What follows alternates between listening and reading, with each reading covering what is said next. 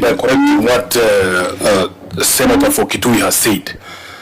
It is not the governors who have been misadvised. It is the governors misadvising our national leaders. It is the governors who have misadvised my party leader about the position of... this is true, you know, Chair.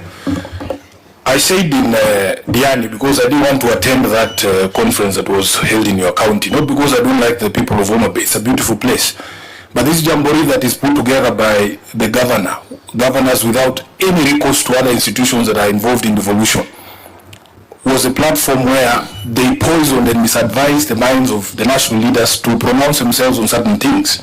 I said in Diani that if you are in a position of advising any leader in this country, I was telling the Attorney General that what leaders need in this country is not prayer. Although prayer is important, if you are in a position of Attorney General, your responsibility is to give proper advice to your boss.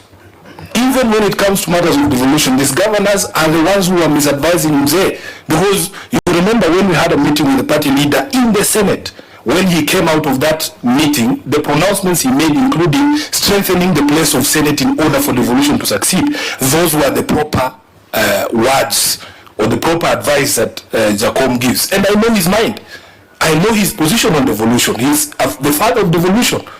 I was very shocked to hear some of those pronouncements because I know he's been misadvised. Number two, Honorable Chair, I know that Article 96 of the Constitution places upon us the responsibility to oversight monies that go to devolved units. It is there in plain black and white.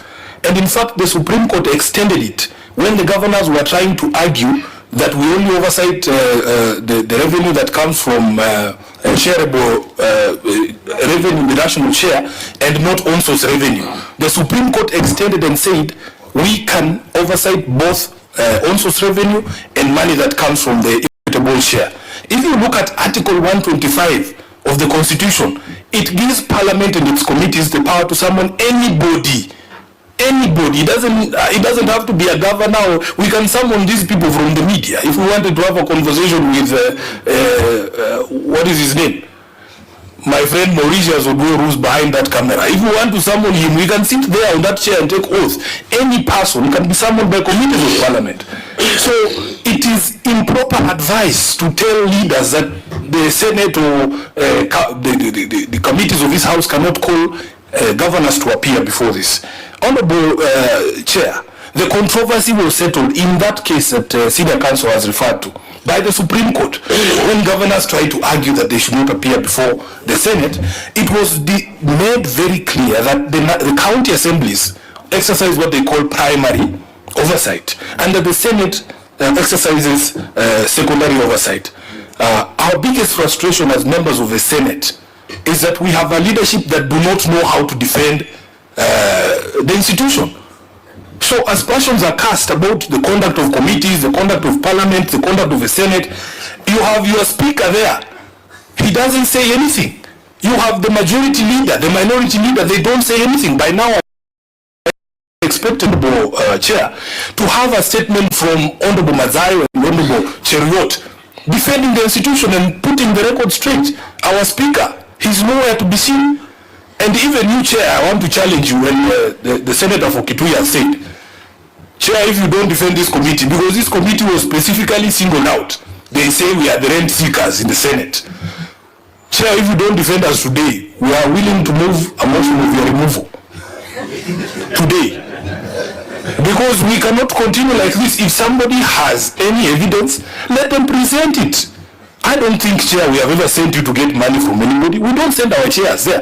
In this committee, there's no welfare. There's no member for welfare here, as far as I know. So, Chairman, you just know that you, as a leader of this committee, have a responsibility to defend this committee. We can't do it on our own and individually. I'm putting the leadership of the Senate on notice. The Speaker must defend his institution. He is the head of the House. Our leadership, the majority and minority leader, they should not go to those meetings to just make jokes about welfare. They should defend the institution and call out the hypocrites who are pointing fingers at Parliament, and yet we know they are the originators of corruption in this country. I thank you, Honorable Chair. Thank you. I know you made very strong remarks, but we must also reflect that we've got the Parliamentary Powers and Privileges Act, which governs how unethical conduct is dealt with in Parliament. And maybe the other speakers can address themselves to that, because if there are allegations of misconduct on the part of Parliament, it is a speaker who chairs the relevant committees who should then call for evidence so that we can go through the processes of determining whether members are engaging in unethical conduct. So all those are instruments that are already available to us in law that we must exhaust before Sifuna moves the motion of impeachment against the speaker. Who goes next? We need to really agree how to proceed with Governor